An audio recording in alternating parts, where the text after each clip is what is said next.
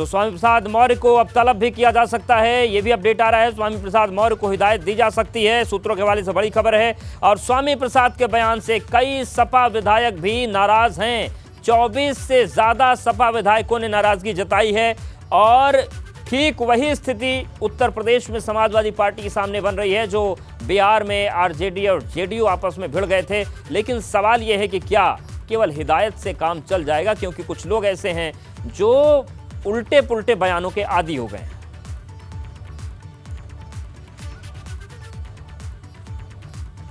और चलिए सीधे मेहमानों का रुख करते हैं। हमारे साथ अरुण राजभर जी हैं, राष्ट्रीय मुख्य प्रवक्ता सुभाषपा, और हमारे साथ शिव योगी मौनी महाराज जी भी जुड़ गए हैं। आप दोनों का बहुत स्वागत है।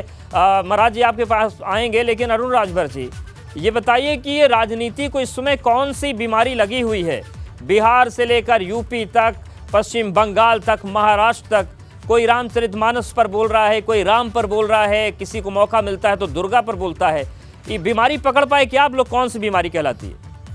देखिए, यह बीमारी है मानसिक रूप से जो रोगी होता है उसकी एक बीमारी होती है। उसके लिए तमाम उत्तर प्रदेश या देश के अन्य जगहों पर इलाज करने के लिए हॉस्पिटल भी बने हैं।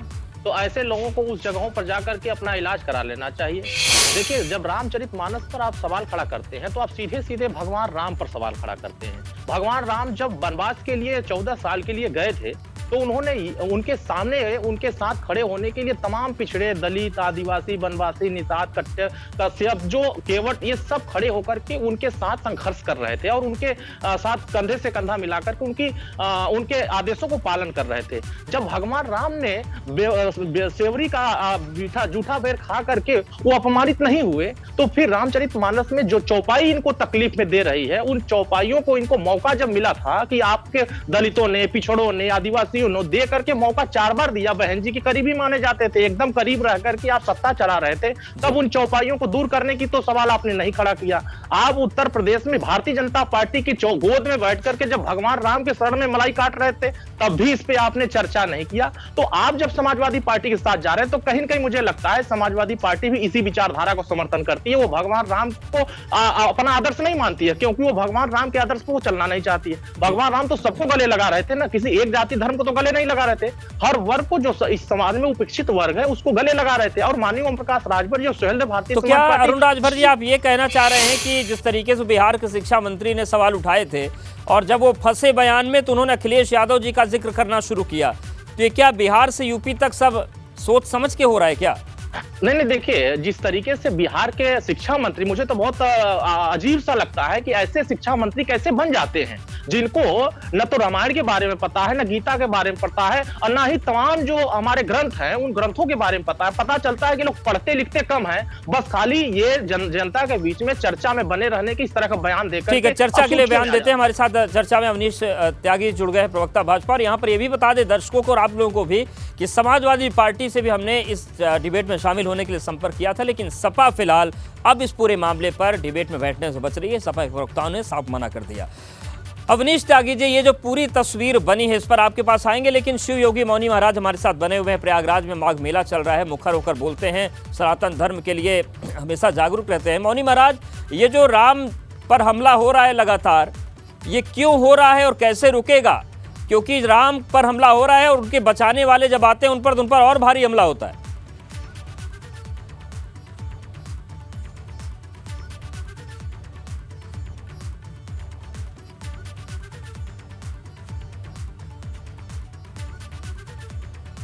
को मारो जूते 4। और जब बसपा में थे, जब वोट ले तो तब इन्होंने कहा हाथी नहीं गणेश है, ब्रह्मा विष्णु महेश है। अब ये सपा में है, इनको ये जानना चाहिए कि मुलायम सिंह यादव जी जो थे, मुलायम सिंह यादव जो है, जब वो जीवित थे तब वो रामायण का पाठ करते थे, हनुमान जी की पूजा करते थे, उस पार्टी के संस्थापक हैं। आज सपा की कृपा से एमएलसी हो गए हैं और एमएलसी होकर के ये वहाँ राजनीति कर रहे हैं। अब सपा की लुपिया, अब सपा का सफाया करने के लिए गए हैं, क्योंकि सपा में करोड़ों लोग ऐसे हैं जो रामलला को मानते हैं, राम के भक्त हैं, रामायण को मानते हैं।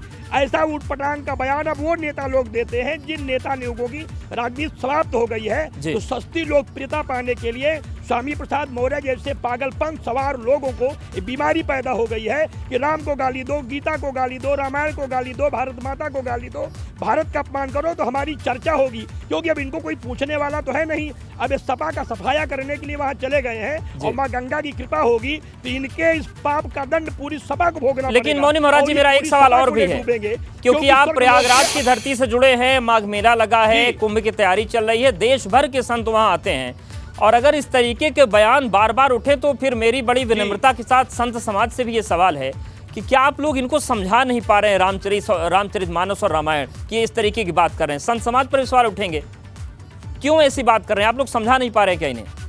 देखिए, मैं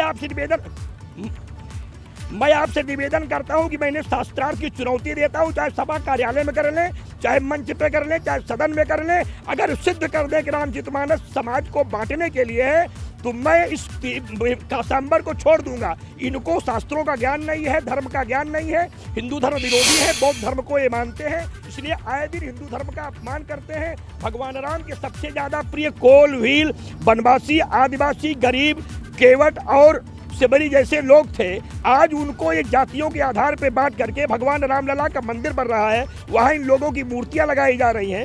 हम लोग इन्हें अपने हृदय से लगा के रखते हैं और इस तरीके की भाषा बोल करके समाज में उपद्रव पैदा कराएंगे, संघर्ष पैदा होगा, जन संघर्ष पैदा होगा, और किसी भी परिणाम अगर दंगा होता है इसके जिम्मेदार स्वामी प्रसाद मौर्य होंगे। ठीक है, और इनके खिलाफ उम्मीद करते हैं कि एबीपी गंगा के जरिए स्वामी प्रसाद मौर्य सुन रहे होंगे या उनके समर्थक सुन रहे होंगे तो उनको बता देंगे कि मौनी महाराज जी ने स्वामी प्रसाद मौर्य को शास्त्रार्थ के लिए आमंत्रित करना है। जहां पर स्वामी प्रसाद मौर्य करना चाहें शास्त्रार्थ, वो मौनी महाराज से कर सकते हैं। अवनीश त्यागी जी, ये जो पूरी परिस्थिति बन रही है, किस तरीके से देख रहे हैं, क्यों हो रहा है ये सब लगातार? देखिए, ये तो बिल्कुल साफ जाहिर है कि स्वामी प्रसाद मौर्य को जिस तरह से जनता नकार चुकी है, उनको जनता इग्नोर कर रही है, वो केवल सुर्खियों में बने रहने के इसलिए उठपटांग और बेहुदे बयान दे रहे हैं जिससे उनकी तरफ ध्यान जाए। इससे बड़ी बात यह है कि समाजवादी पार्टी इस मसले पे चुप क्यों? क्या समाजवादी पार्टी उस नेता के बयान पे बयान नहीं देगी? उसको बताएगी नहीं है क्यों कह रहे हैं इस तरह की बातें? जिस समाजवादी पार्टी के संचालक, इसके नेता लोहिया जी राम को अपना आराध्य मानते हों, राम को अपना नायक मानते हों, राम की पूजा करते हों, राम की को अपने को आदर्श मानते हों, उस समाजवादी पार्टी में अब राम के लिए इस तरह की बातें कही जाए तो ये दुर्भाग्यपूर्ण है।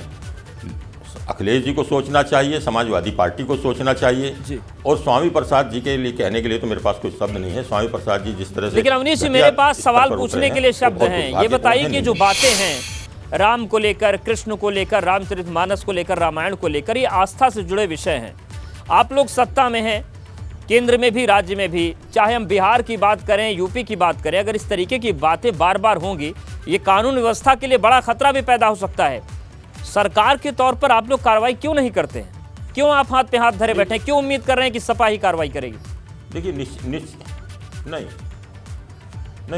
देखिए, निश्चित रूप से इनका फैसला सरकार भी लेती है, जो विरोध कानूनी कार्रवाई होती हैं वो भी होती है, और जनता भी इसका फैसला लेती है। जनता भी इस तरह के उपद्रवी, इस तरह की भाषा बोलने वालों को हमेशा जवाब देती है और जवाब देती रहेगी। जवाब दिया भी है उन्होंने, जनता भी जवाब दे रही है। मैं तो कहूं कि समाजवादी पार्टी की तरफ से इस तरह का भी होना चाहिए कि समाजवादी पार्टी को अपना करना चाहिए क्लियर कि वो स्वामी प्रसाद मौर्य को कितना सही मान रही हैं, क्या कर रही हैं, उनका नज़रिया क्या है रामायण के प्रति और भगवान राम के प्रति। जी,